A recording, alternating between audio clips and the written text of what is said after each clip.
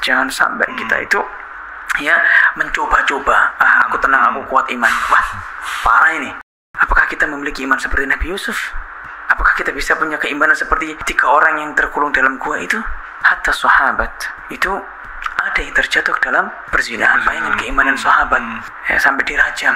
Itu menunjukkan bahwasanya seorang sahabat yang keimanannya Masya Allah, tatkala diuji dengan itu nggak mampu dia.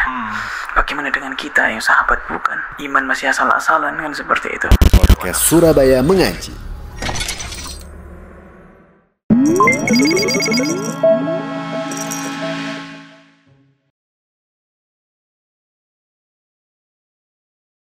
Bismillah, Assalamualaikum warahmatullahi wabarakatuh. Alhamdulillah, wassalatu wassalamu ala rasulillah. Pemirsa sekalian, selamat datang kembali di podcast Surabaya Mengaji. Masya Allah, di podcast ini kita akan membicarakan tema-tema yang menarik yang sedang hits seputar agama Islam. Dan di episode kali ini kita bersama guru kita, yaitu Ustadz Fajar. Kita sapa terlebih dahulu beliaunya. Assalamualaikum Ustadz. Waalaikumsalam warahmatullahi wabarakatuh. Sehat Ustadz? Alhamdulillah. Alhamdulillah.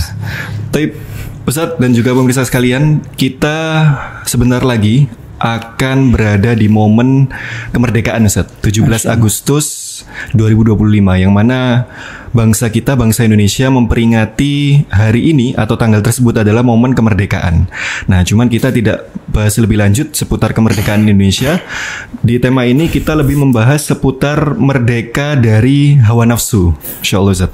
Jadi temanya bagus sekali, nanti akan dibahas berkaitan dengan tema tersebut.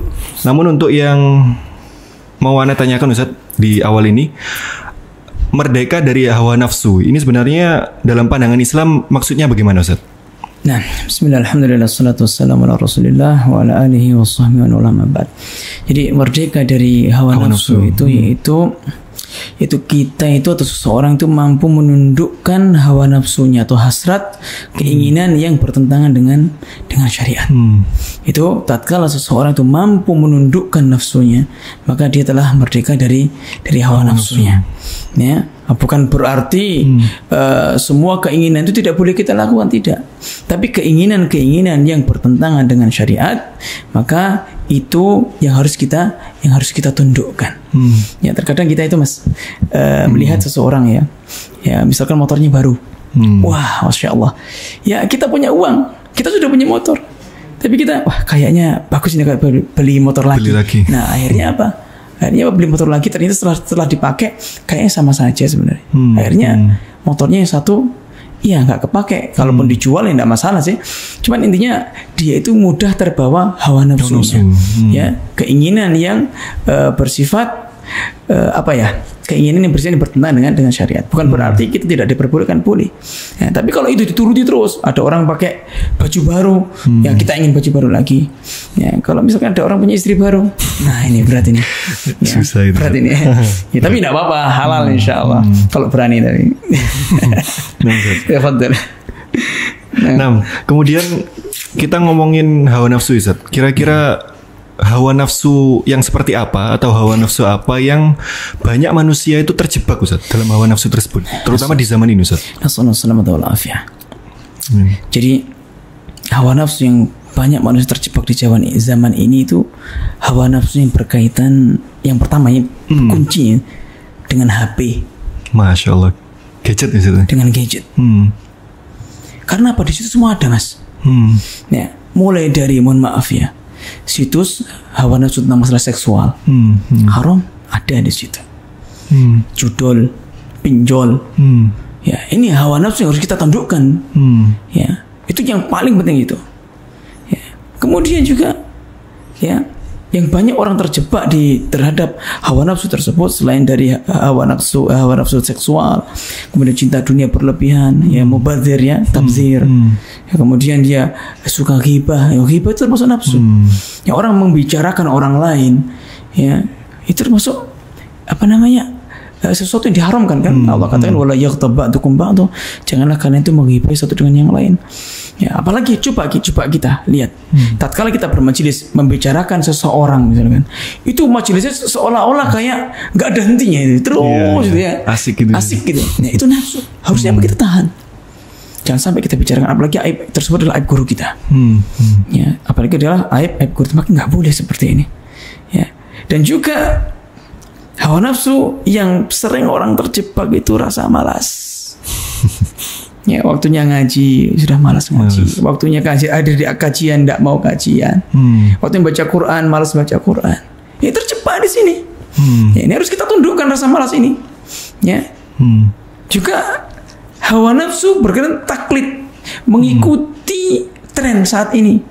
Nah, pokoknya kalau ada tren baru di viral, ya kita ikuti. Nah, ya kalau seandainya viralnya itu viral yang berkaitan dengan sesuatu yang tidak terlarang atau syar'i, tidak masalah. Tapi kalau viralnya itu adalah sesuatu yang terlarang. Misal akhir-akhir ini apa? Banyak akhwat-akhwat nge-gym. Kalau gymnya khusus akhwat nggak masalah.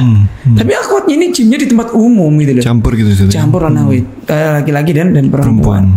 Ya, mulai ada lagi akhwat berenang di kolam renang umum gitu loh. Subhanallah, dan ini diviralkan.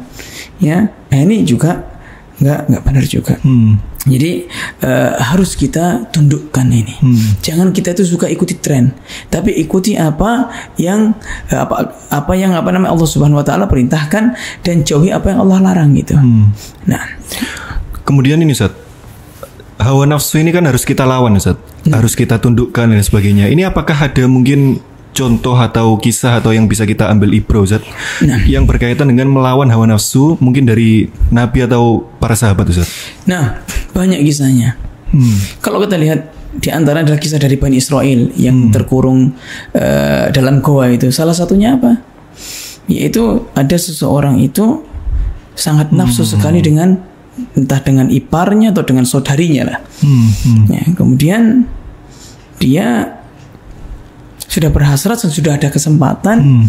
Nah, tapi dia tundukkan nafsunya sehingga dia tidak jadi melakukan hal tersebut.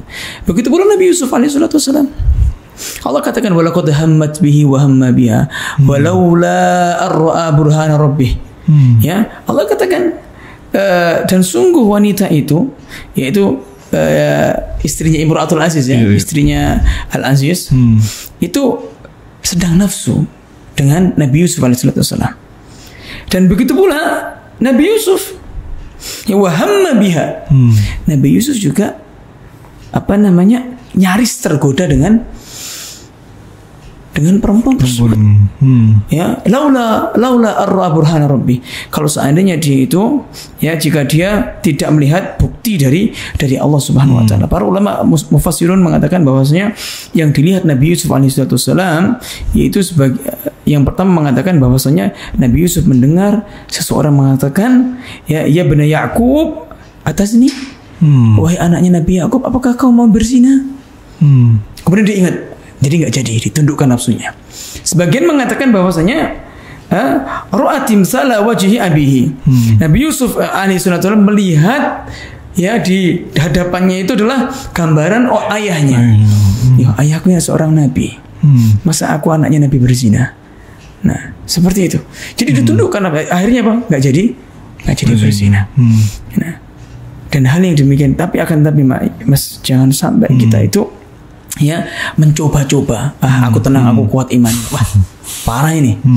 Ya, apakah kita memiliki iman seperti Nabi Yusuf? Ya. Apakah kita bisa punya keimanan seperti 3 orang yang terkurung dalam gua itu? Nah, hatta sahabat itu ada yang terjatuh ke dalam perzinahan. Bayangkan keimanan sahabat, ya kan? Ya, sampai dirajam. Itu menunjukkan bahwasanya seorang sahabat yang keimanannya Masya Allah, tatkala diuji dengan itu nggak mampu dia. Bagaimana dengan kita yang sahabat bukan? Ya, iman masih asal-asalan, kan seperti itu. Nasallallahu alaihi wasallam. Nah, terakhir Ustaz, kan itu tadi sudah dipaparkan berkaitan dengan kisah-kisah Nabi dan juga orang-orang soleh terdahulu melawan hawa nafsu Ustaz. Lalu untuk kita semuanya Ustaz, ini apakah ada langkah-langkah yang bisa kita tempuh setiap hari, terutama di kehidupan sehari-hari, untuk bisa berjihad melawan hawa nafsu ini Ustaz? Nah, yang pertama yang harus kita lakukan, kita harus tahu kapasitas diri kita. Ya, kita itu orang yang lemah. Kan itu, kita tuh orang yang lemah. Jangan sampai kita tuh malah menantang, ya, menantang hawa nafsu tersebut. Ya, kalau kita tahu misalnya, mohon maaf ini, kalau kita tahu ada seorang itu nggak mampu dia itu untuk menundukkan nafsunya tatkala berkaitan dengan manusia, berkaitan dengan lawan jenisnya, tatkala dia melihat sesuatu dan dia sendirian dia langsung buka misalkan auzubillahi min dzalik, ya situs-situsnya terlarang sebenarnya. Ya paham maksudnya ya? Nah, tapi jangan, kalau sudah tahu seperti ini dirinya, jangan sampai dia sendirian di kamarnya. Ya. Ini harus tahu dia.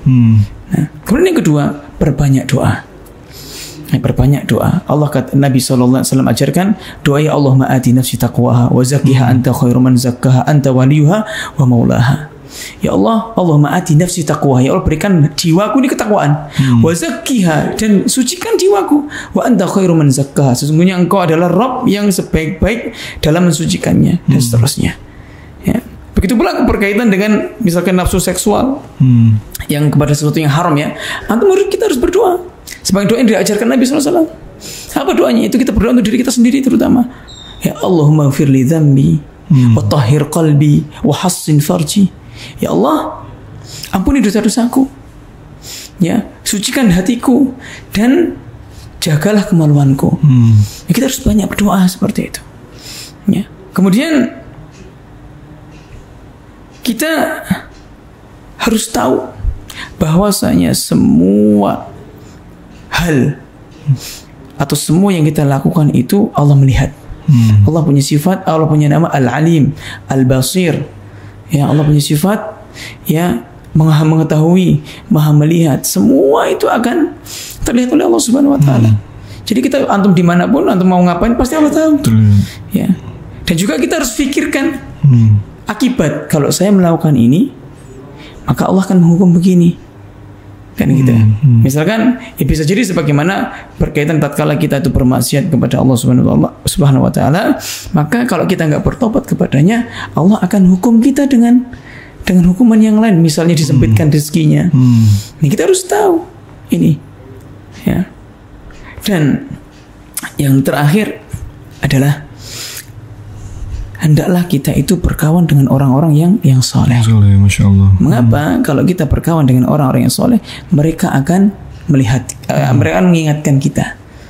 Bahkan kalau kita tuh berkawan dengan orang-orang yang soleh, tatkala kita melihat wajahnya saja, itu kita sudah tenang gitu, sudah ingat akhirat ya. Sebagaimana Hanzalah tadi, ya, sebagaimana kisah dari Hanzalah yang mana kata Nabi SAW, kata Hanzalah, ya wahai Abu Bakar, sungguhnya aku menjadi orang munafik.